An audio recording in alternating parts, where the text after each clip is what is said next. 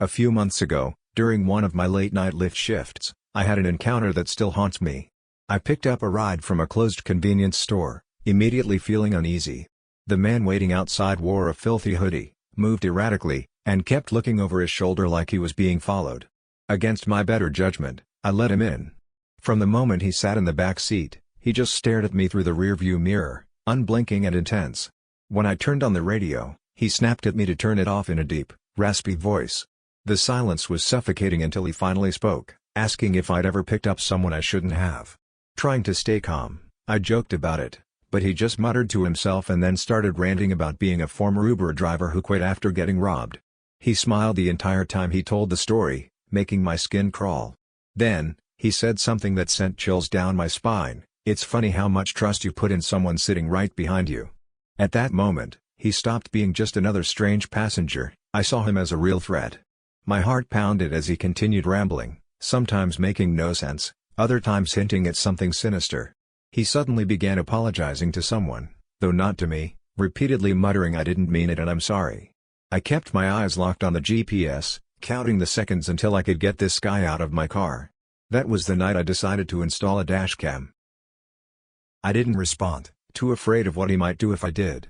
I had no idea what he was capable of, and I wasn't about to find out.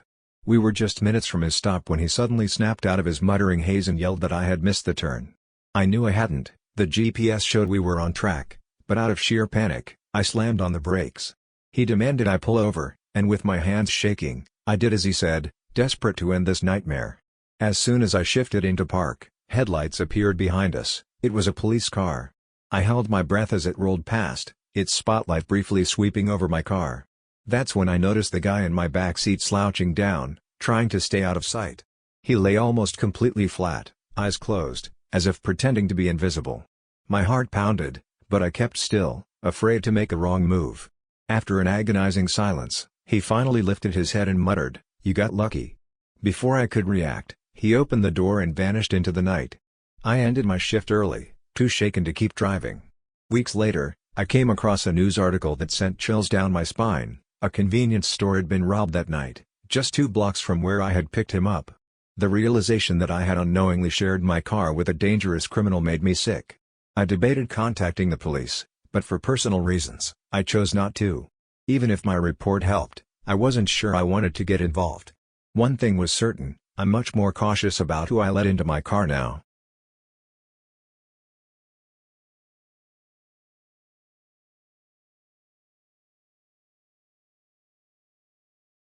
I always envisioned myself living in the city, thriving in the urban lifestyle, but after a deeply traumatic experience, even the smallest noises became unbearable.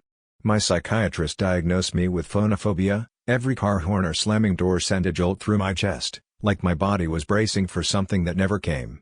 I couldn't live like that anymore, so 3 years ago, I found a secluded cabin deep in the Pacific Northwest, somewhere in Oregon. It was perfect, few neighbors, no traffic, barely any cell service, but most importantly, it was quiet. The cabin itself was small but sturdy, with thick wooden beams and a stone fireplace, carrying the earthy scent of pine and old books. For the first time in months, I felt like I could finally breathe, waking up to birds instead of sirens and falling asleep to the whispering wind. I worked remotely, so I had little reason to connect with the outside world, but about a week in, I got an unexpected visit. A knock at the door, something I wasn't used to, revealed my nearest neighbor, Michelle, a woman in her late 60s with unnervingly long gray hair and piercing blue eyes that felt like they could see right through me. She wasn't rude, just blunt, and handed me a basket of preserves with an insistence that left me no choice but to take it. Her presence felt odd, but I brushed it off, until she spoke words I'll never forget: "Always keep your lanterns full, your windows shut tight, and your wits sharper than your axe." It sounded less like advice and more like a warning. I forced a smile, thanked her, and shut the door, standing still as I listened for her footsteps, only to realize she didn't walk away for nearly a full minute. The whole encounter unsettled me, but I tried to tell myself she was just reclusive and meant no harm. I set the basket down without looking inside, determined to forget about it.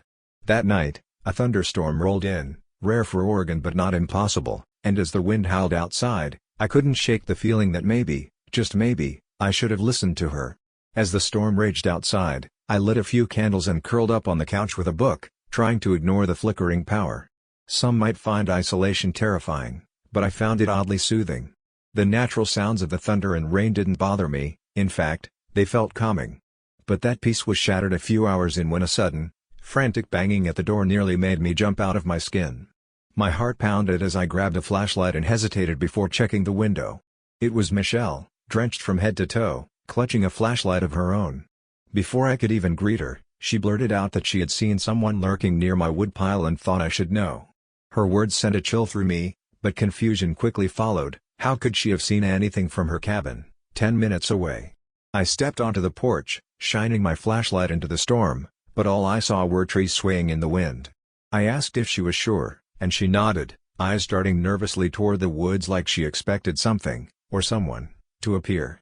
Then, without another word, she turned and walked away, disappearing down the path, seemingly unbothered by the storm.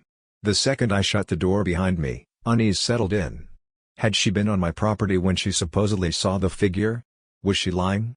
The whole thing felt off, but marching to her cabin in the middle of a thunderstorm wasn't an option. Instead, I locked up as tightly as I could and sat in my room, listening. Hours passed without incident, and I convinced myself I was being paranoid. But sometime after midnight, a sharp crack outside my window jolted me awake. It was the sound of a snapping branch, I was certain. Heart pounding, I crept to the window and peered out. At first, I saw nothing. Then, in the dim moonlight, I spotted a figure standing at the edge of the woods. My breath hitched. It was Michelle. Her long, wild hair made her unmistakable. She stood eerily still, her body angled away from my house, and as she slowly began to turn, I ducked beneath the window, heart hammering. When I finally dared to look again, she was gone. A deep, gut-wrenching fear settled over me. Had she really come to warn me earlier, or had she been the one creeping around all along?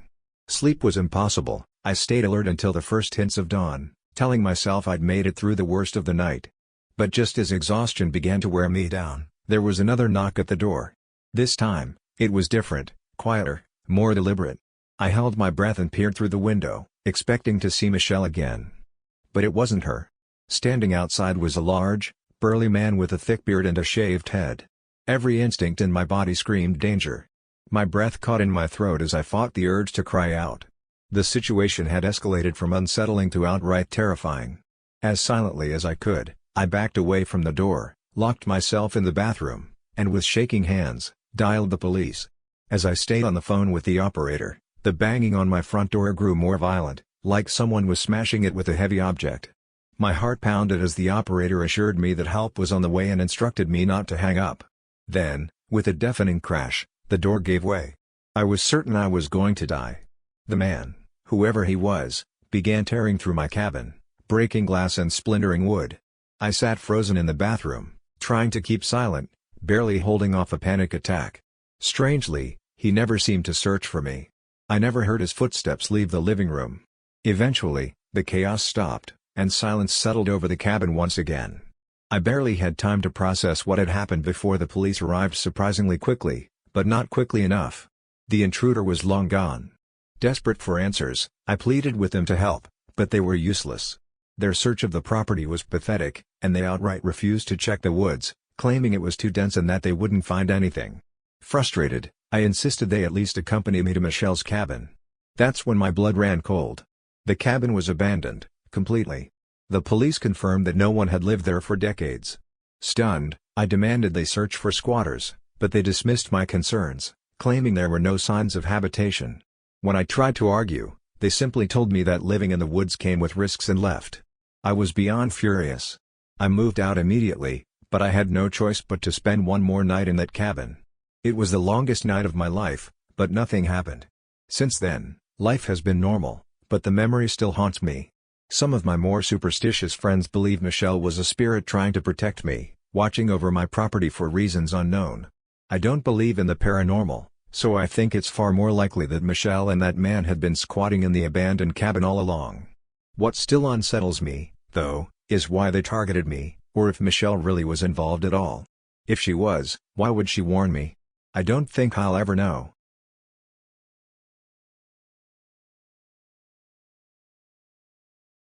My name is Luke, and my girlfriend, Catherine, and I met 3 years ago as freshmen at Stanford, my dream school since I was 8. Neither of us are from California, we're both from Ohio, she's from Cincinnati, and I'm from just outside Columbus, which I think is part of what drew us together. Most Stanford students are from California, so being from the Midwest set us apart. One of our traditions is splitting Christmas between our families, spending Christmas Eve with mine before driving through the night to hers for Christmas Day. Oddly, my favorite part isn't the holiday itself but the late-night drive, a quiet, intimate tradition we've come to love. The route isn't on a major highway, just miles of empty back roads, fields, trees, and the occasional farmhouse. At that hour, we rarely see another car, it feels like the world is asleep, and we have it all to ourselves. We always blast Juice WRLD during the drive, something that's become our thing, even if it's a little cringy. But this past Christmas Eve, everything changed. After leaving my family's house around midnight, the snow was falling lightly, and the roads were empty, everything felt perfect. Then, my phone rang, interrupting the music. It was an unknown number, which I ignored, assuming it was a scam. Catherine joked about call center workers being dedicated, and we laughed it off. But minutes later, it rang again, same unknown number. Annoyed, I let it go to voicemail. When it rang a third time, I snapped, grabbed my phone, and answered sharply, ready to tell whoever it was to stop. But there was only silence, followed by faint static. Just as I was about to hang up, a man's voice spoke. "Hello, Luke." I nearly swerved off the road. I didn't recognize the voice, and before I could respond, he started listing personal information, my full name, my address, details about my life no stranger should know. My mind raced, my hands clenched the wheel, and though I wanted to pull over, I kept driving, trapped in some kind of trance. After a tense pause, I finally asked him what he wanted, forcing my voice to stay steady. He hesitated, then spoke the words that sent ice through my veins. "I'm not here for you. I'm here for Catherine." My heart nearly stopped. Hearing my own name had been terrifying, but hearing hers was so much worse. Catherine's horrified expression told me she had heard him too. Desperately, I blurted out that I didn't know a Catherine, that he had the wrong number. The man chuckled. Then, in a voice as smooth as ice, he said, "She's sitting right next to you." That was too much for me. I had to pull over. My hands were shaking so badly from fear that I had no choice. Just as I was about to speak, Catherine suddenly reached over and, in one quick motion, hung up the phone. I screamed at her, demanding to know why she would end the call on a stranger who was making personal threats against us. She didn't answer, just stared at me with wide, fearful eyes. Desperate, I tried calling the number back once, twice, 3 times, but it never went through. Catherine told me to keep driving, which I eventually did, but not without pressing her for answers. She simply said she was scared and that I couldn't blame her for hanging up, which, I suppose, was fair. Still, I couldn't shake my frustration. Why would she do that? I didn't know whether I was more furious or afraid. Part of me expected the number to call back, but after about 10 minutes, it seemed increasingly unlikely. I glanced at Catherine at one point and saw tears in her eyes. She told me she didn't feel safe, and I understood, but something gnawed my gut. Trust hadn't always come easy between us. Small lies, half-truths, moments where I'd caught her being less than honest lingered in my memory. I knew I was being paranoid, there was no way she had anything to do with this, but the thought still flickered in my mind. The rest of the drive was silent. I didn't turn the music back on, and neither of us spoke. My head was spinning with unanswered questions. Who was that guy? How did he know so much about me? Only our families knew we'd be on the road that night, and I was certain none of them would pull a stunt like this. When we finally pulled into Catherine's driveway, I didn't feel any better. It's been almost a month, and I still don't have answers. We asked our families, and none of them were responsible. Catherine swears she's just as clueless as I am, which makes me believe the person on the other end of that call had truly sinister intentions. You might think I'm overreacting to a harmless prank, but I'm telling you, besides our family, no one on earth knew we'd be driving that night. Ever since then, I've been on edge, my stomach twisting every time my phone rings. I know he's going to call me again eventually. It's just a matter of time.